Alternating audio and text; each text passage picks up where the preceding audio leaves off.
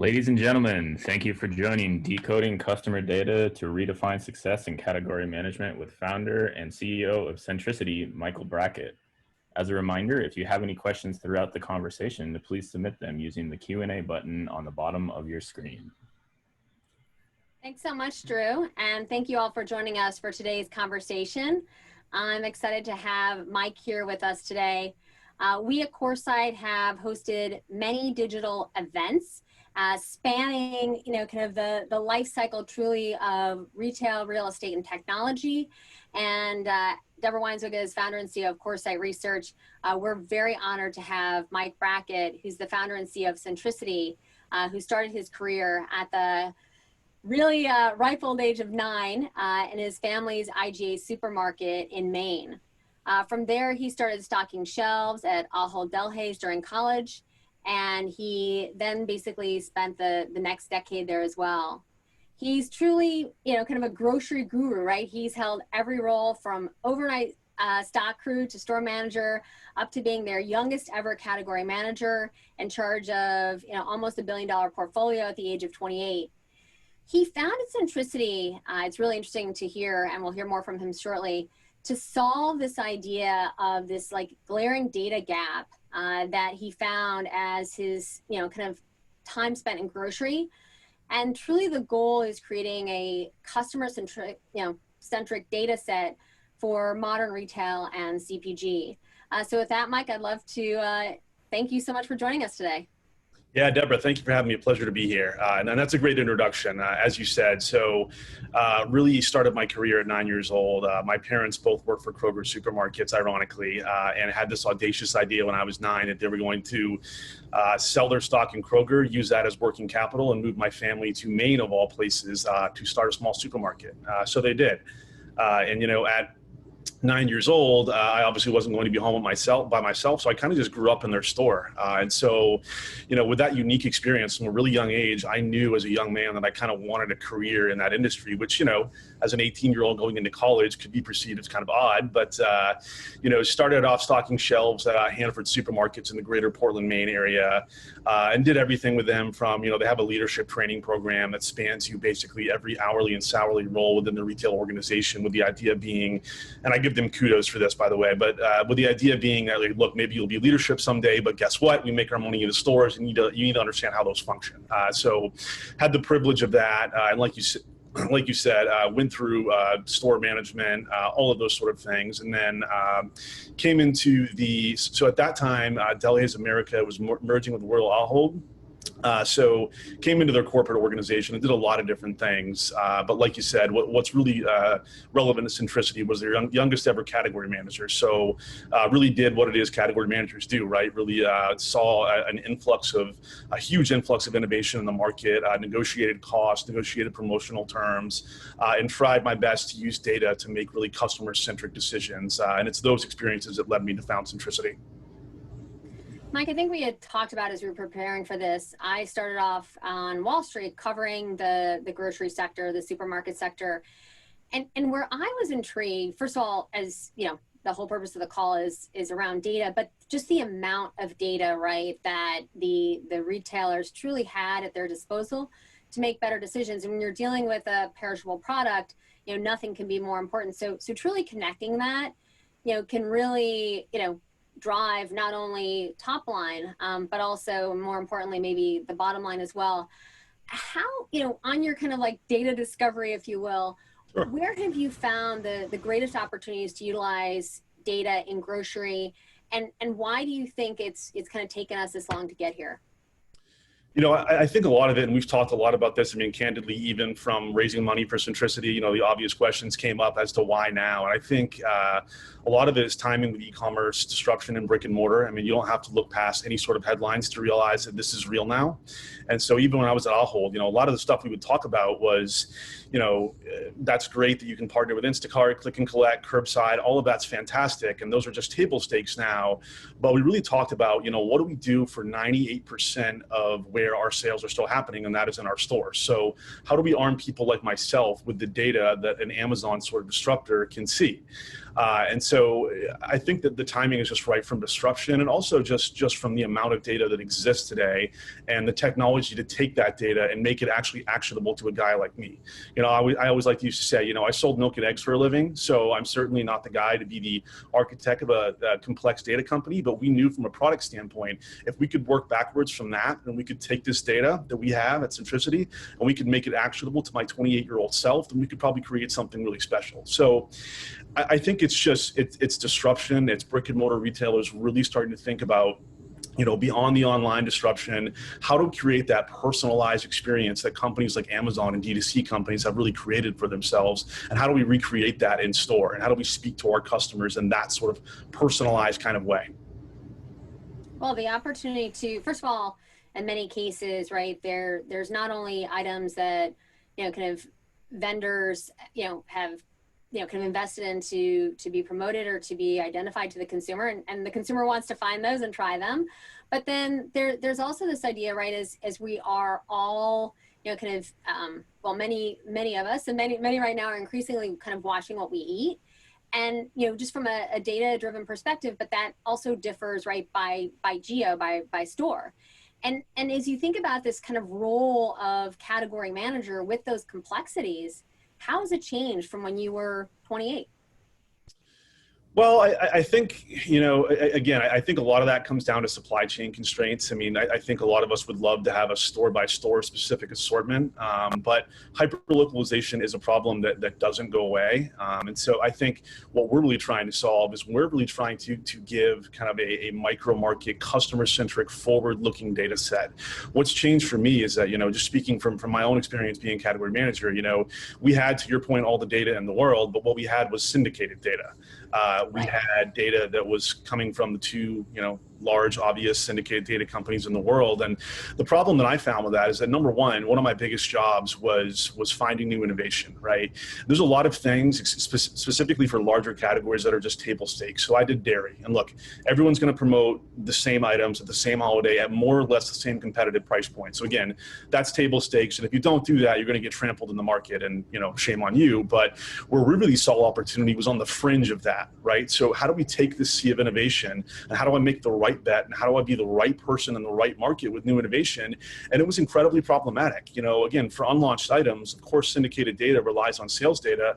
So I kid you not, and I know this sounds convenient, but we would literally guess. I mean, we would sit in a room and say, I think this could do okay because it tastes good, or we like them, or whatever. And, you know, increasingly that just seemed like a crazy way to do business for me, because the cost of bad innovation in a supply chain is not minimal. You know, it ruptures down from me as a category manager saying I want this item all the way across the corporate organization to demand planning to, of course, distribution, down to the guy stocking the shelf, and more importantly, to our customer. And so, you know, what we're trying to change at Centricity is to really give a true pre-purchase customer-centric data set. And, you know, even when I would try to look to syndicated data to look for trends, the problem I found with that is that it's not customer-centric. A lot of that's very promotionally driven. I won't name names here, but there were some particular yogurt items that have been on the decline for a long time. And if you just looked at syndicated data, a lot of that data will tell you a false positive story for a very long time. You know, there's a lot of pay to play that happens. So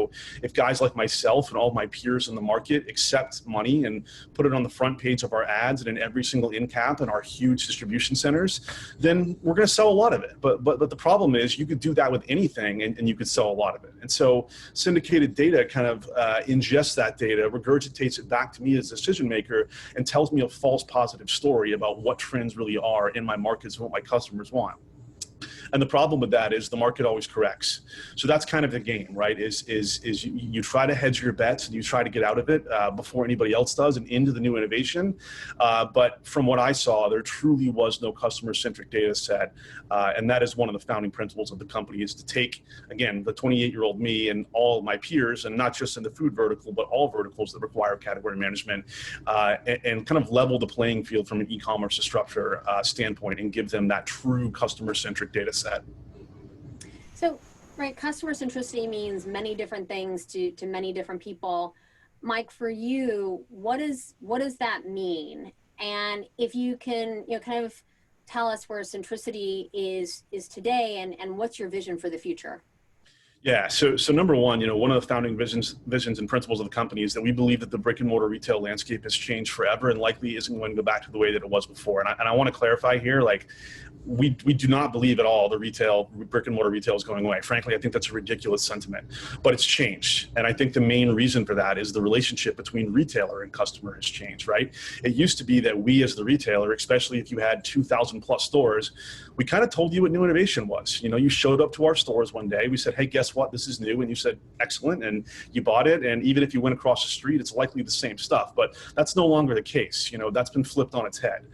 Now as a customer, and I know Amazon's a burnt out example, but you basically have a personalized storefront in the palm of your hand, and you can get whatever the heck you want. And if you're in a metro urban area, you can get it delivered within 2 hours. So our vision for the company really is to catch up brick and mortar retail and data companies, which I see that have failed to adapt with that customer centricity. And specifically, I mean, good, bad, or indifferent, the market has changed and the customer is now in control. And so therefore, these old school, as I call them, kind of tactics of whining and dining and paying to play, I don't believe they're adequate anymore. I believe that in order to compete in today's disrupted market, you have to make truly customer-centric decisions. So for us, that is exactly what it sounds like. For us, that's harnessing almost 2 billion points of data in different continents a day, layering artificial intelligence on top of that, and trying our best to give our CPG and retail partners the best signals for what consumer wants, trends, and needs are,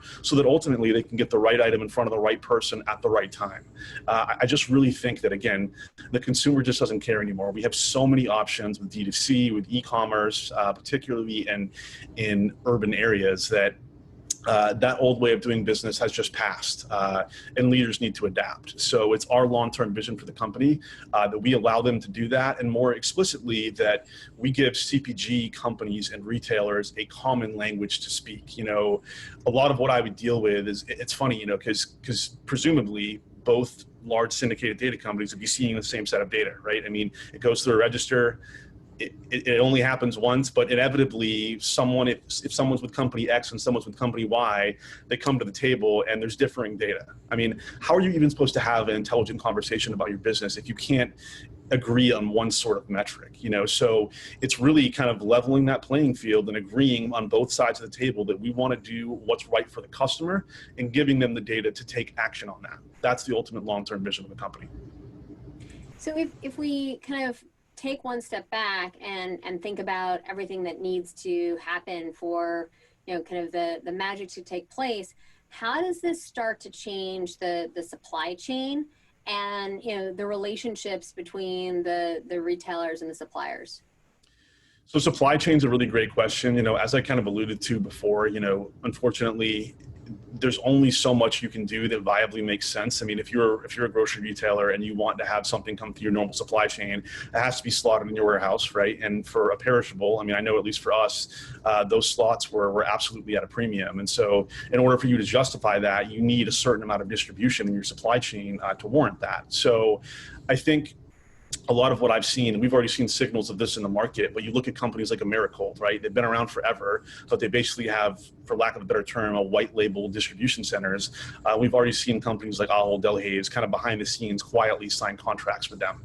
And for me, that's kind of the market signaling that, okay, we're probably not going to break ground and create another, 500,000 square foot distribution center. But today we need to adapt, and we need to do better about what we call hyper-localization. And so from a supply chain standpoint, I think it's a good day to be Americold, and you're already seeing signs of that in the market. And from a relationship standpoint between suppliers and CPG companies, rather between retailers and CPG companies, to answer the latter half of your question, I think it's going to take a fundamental change. And frankly, I don't think that that's going to be easy either. But I think that at the end of the day, the customer wants what they want. The writing is clearly on the wall. We've all seen examples of what happens if you ignore the future as a retailer and you don't take drastic actions to adapt to the market today. Then you see what happens. And I think that, again, it's just table stakes at this point. If there's any C-suite executive behind the scenes that isn't talking about this disruption and isn't talking about how to operate their supply chain to address their customers differently, then that's concerning. So Mike, when kind of sit down with an existing client or a potential client and you talk about some of the trends that you're seeing and the challenges are, right, and I think where Centricity is so well positioned, right, it's changing every day. How do you kind of, right, like today this is the reality that we're seeing, and of course that could be different tomorrow. How are you helping executives really understand the opportunities in front of them when what's been behind them isn't necessarily a predictor of the future? Yeah, exactly. Yeah, we talk a lot about leading versus lagging indicators. And so for us, of course, sales data is a lagging indicator. And I also think that, if the founding premise of the company was that we believe backwards looking sales data is probably a bad way to make future decisions, then I think that COVID has really kind of, not to use the COVID example here, I apologize for playing that card, but COVID has really kind of taken the carpet off that and really exposed it. You don't know what people are going to buy until they buy it, and America's supply chains are still upside down. So for us, I think that what we're talking about today with suppliers and CPG companies and clients, it really differs from the CPG side to the retailer side. But from the CPG side, it's all the way down to like R&D, right? If we see some sort of trend or what we call facet, and they can get that to market faster than their competition, then that's the name of the game. The first one to market usually gains the market share. And there's been a lot of examples in the past. I'm not going to name names, but there's been a lot of examples in the past in categories where something really hits the nail on the head, and then the big name CPG comes back with its, Me Too item later, and it just ends up flopping in the market. These are real problems that have happened at real large companies many, many times, and they're well known, and they don't want it to happen again. And so we can really provide them that forward-looking insight to say, if we can give you a little bit of a leg up on your competition, and you can get it to market just a little bit faster, not just a little bit faster means absolutely everything, and from the retailer standpoint, they want to see the same thing. We see seed of innovation. Guys like me sit in meetings literally all day long and talk to salespeople and hear, this is the next biggest thing in the world. This is the best thing in the world. This is the best thing in the world.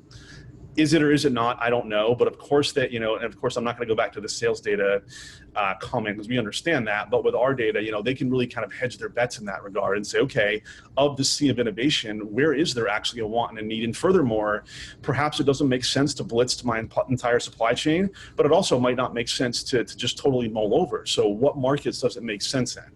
So those are really the kind of the conversations that we're having. It's forward looking. And again, to go back to my kind of fringe example of, I believe that for category management, that's where you really win. Like I said, there's a lot of just table stakes stuff in bigger categories. A lot of people promote the same items at the same time at basically the same price point, and it happens every year and everybody knows it. So that's table stakes, but where you really win and where you really gain market share is taking big bets like that on new innovation and new items and getting them out there before your competition. And so what Centricity does is really de-risk that and kind of takes the guesswork out of it and provides real, actual, actionable customer-centric data to allow those fringe sort of cases to come to fruition.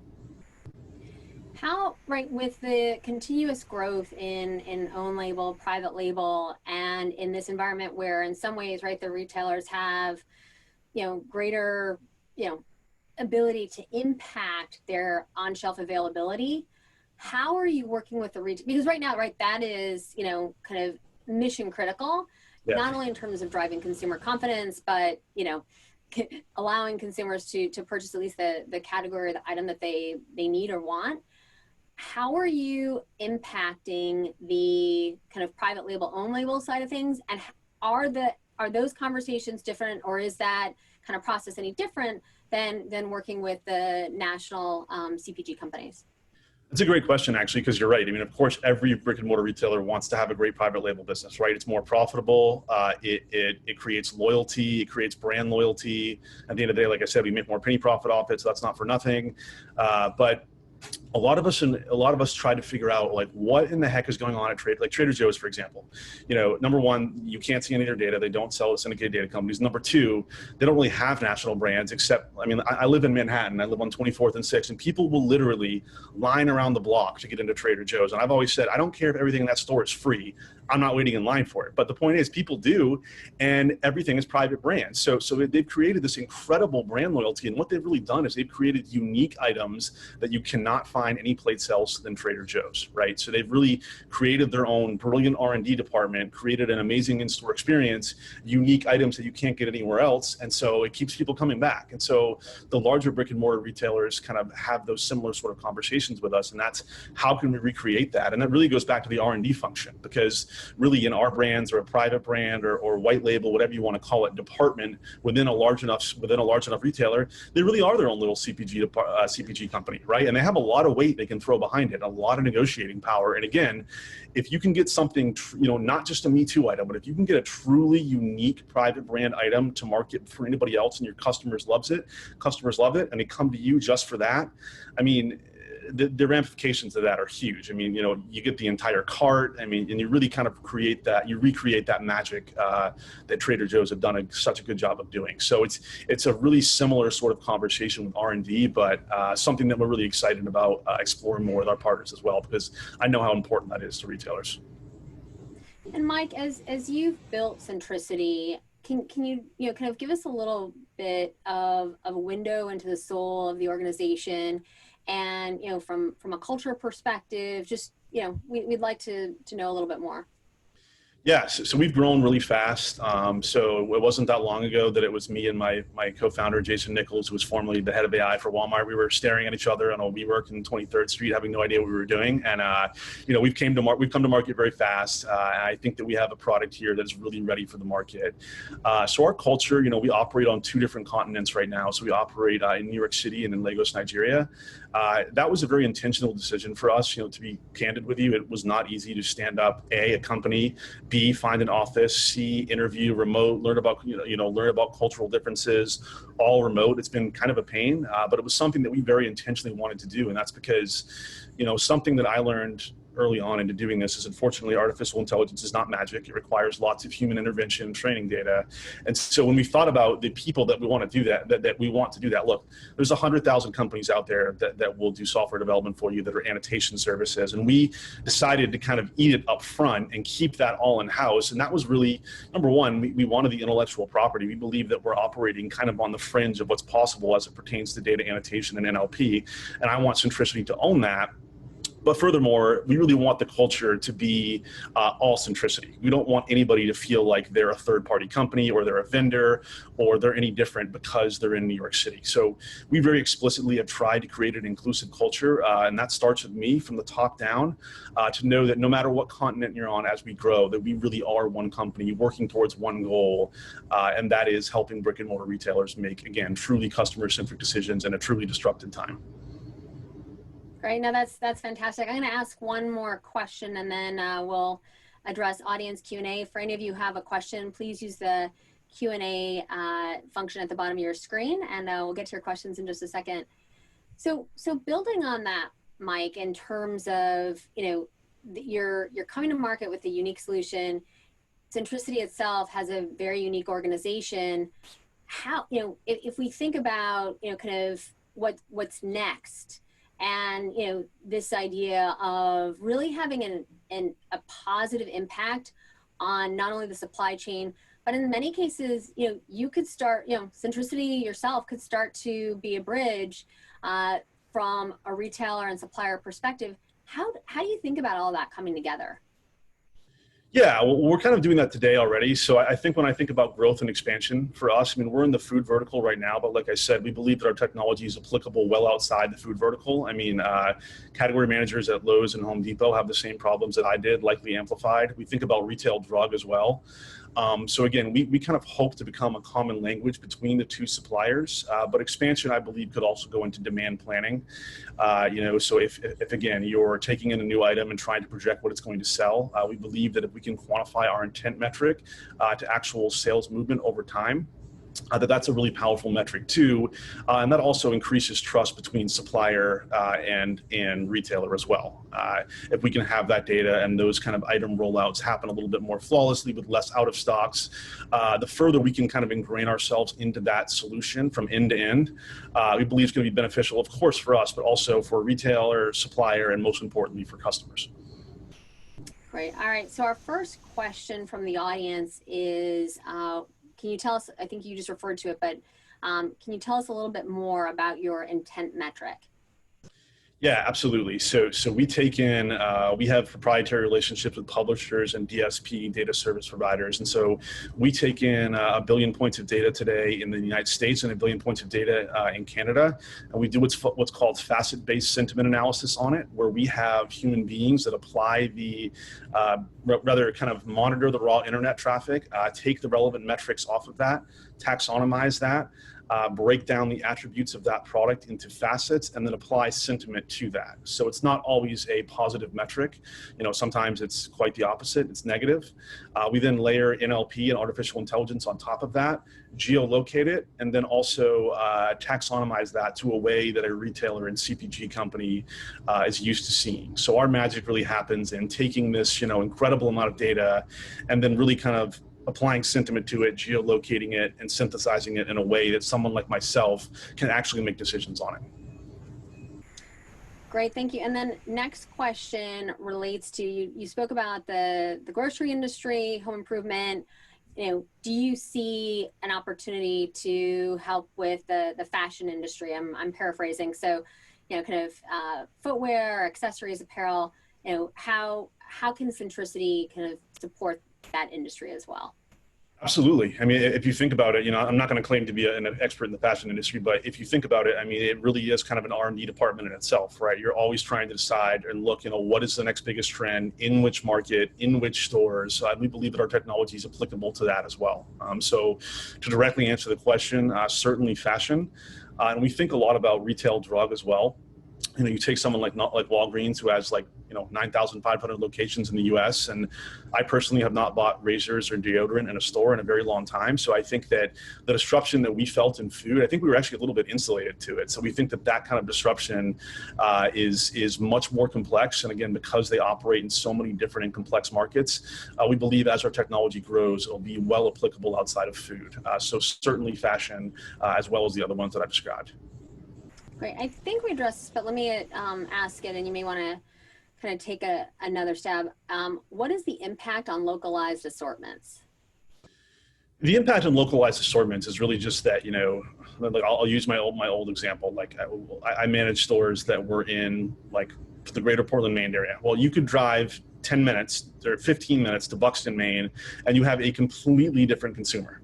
I mean, completely polar opposite consumer. So what's going to sell in that store that's 10 minutes away is absolutely not going to sell in the store that you could just drive 20 minutes to be able to sell. So, if your assortments aren't correct in the stores, I mean, people today are going to get it no matter what. So I think what's likely happening is you're seeing attribution to D2C, to Amazon, and they say, okay, if I can't get it at my local retailer, I'm going to get it no matter what. I'm just going to go elsewhere. So I think that the impact of localized assortment is you're really speaking to that customer that's walking through your door, not the one that's just one large geographic area, but you're talking to that specific customer, and you really de-risk yourself of losing that customer to either brick and mortar competition down the road for something more specialized, or for, of course, an e-commerce or D2C company. Great. We have a lot of questions. I'm going to pick three, and we're going to kind of lightning round these. Sure. I heard Mike mention brick and mortar data. How does Centricity handle e-com consumer demand, especially during this disruptive time when consumers are shifting purchases online? Yeah, again, candidly, I think it's been a little bit of a tailwind for us because a lot of the retailers we talked to have kind of talked about the fact that they are noticing, of course, that people are moving more towards online. So we see a lot of that data. We currently don't work with any e-commerce customers, but we see a lot of data that actually comes from e-commerce sites, certainly search, recipe. So the benefit of those e-commerce companies is that as they're seeing this increase in traffic, they really see what I like to call intent to conversion. Intent being, I go on their website and type in that I want something, whether they have it or they don't is irrelevant because they have that metric now, and then the conversion is someone buying it. Brick and mortar retailers only see that conversion event. And so what Centricity does is really provides the first half of that consumer journey.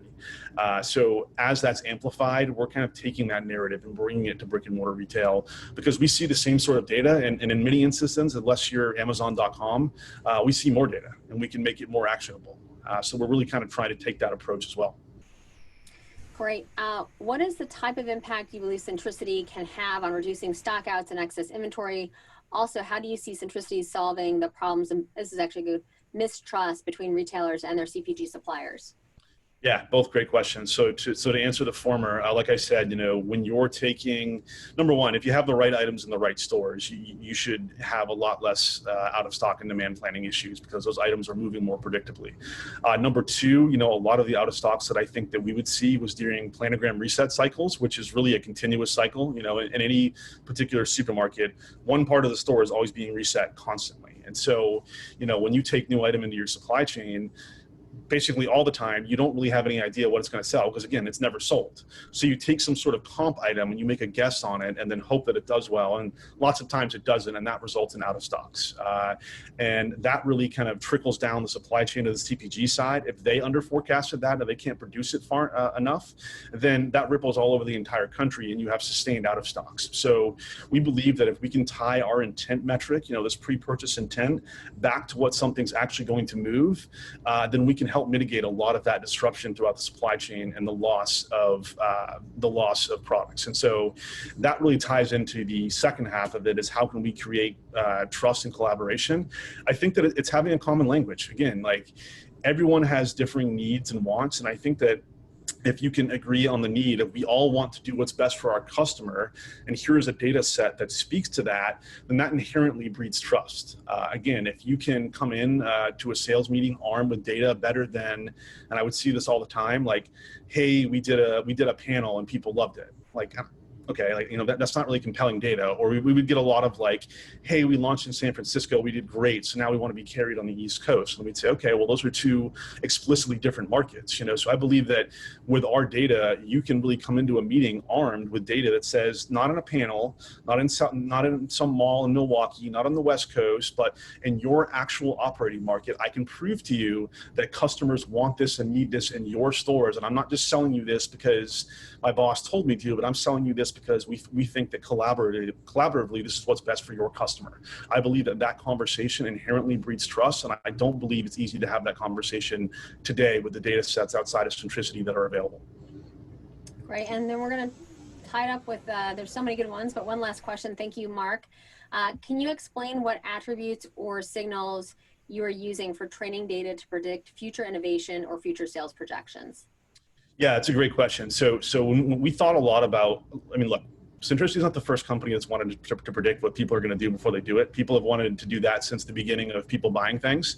So when we thought about the way that we analyze and taxonomize our data, we knew that, right? And we looked at a lot of the failures in the space. And there's been a lot of companies that have taken, like, the Twitter hose, for example, and put a UI on it and said you can predict the future. And guess what? No, you can't.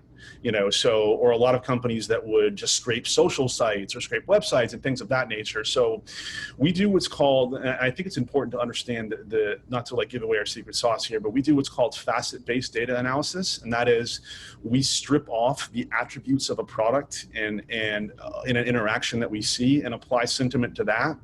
And let me give you a real world example. Like, when Icelandic yogurt came to the market, all of a sudden, out of nowhere, I'm sitting and minding my own business, and everyone just comes in and says, Icelandic yogurt is going to be the next biggest thing in the world, and you got to buy it. Well, again, maybe it will, maybe it won't. I have no idea. Luckily, we took a bet on it, and it did do well. But in that instance, that product didn't exist. So I couldn't look at my existing taxonomy and say, how does Icelandic yogurt do? Because it didn't exist. But what I did know about that product was a couple of things. Number one, it was a dairy product, so that customer is still prepped for the dairy category. Number two, it was a functional product, i.e. that person wanted to eat it to serve a purpose in their body, not just because it tastes good. Number three, it was high protein and low sugar. So with a Centricity platform, you can really query data in that way and say, okay, maybe there's not a taxonomy for it yet, but show me what interest is for dairy, high protein, functional, low sugar. Show me what that looks like and visualize that. And you can make decisions on these fringe items that don't really exist yet. So in the same sort of way, you can take that faceted sort of data. And if you're an R&D company at a large CPG company, that's an incredible signal to have, because we can monitor that and say, hey, CPG company, if we see these clusters are gaining a lot of interest in markets that you care about, and we can tell them that first, and they can start developing. And again, to go back to my old point and get that to market first, then that's an incredibly powerful proposition. So it really comes down to the kind of novel way that we choose to look at, pull apart our data, and apply sentiment to the individual attributes. Mike, thank you so much. I think all of us can agree we learned so much today. Yes, thank you for having me. It's fantastic. And you're truly creating, I think, many of a solution for many of the challenges that those of us in the industry have faced. And you having an amazing background, having been in the industry, you're truly able to address, kind of so many needs, and in some cases, what we didn't even know that we needed. And I really want to thank you and Centricity, and look forward to seeing all of your success. Absolutely. Thanks so much for having me, Deborah. Talk soon, okay? Thank you. Take All care. right. Bye-bye. Thanks so much. Bye-bye.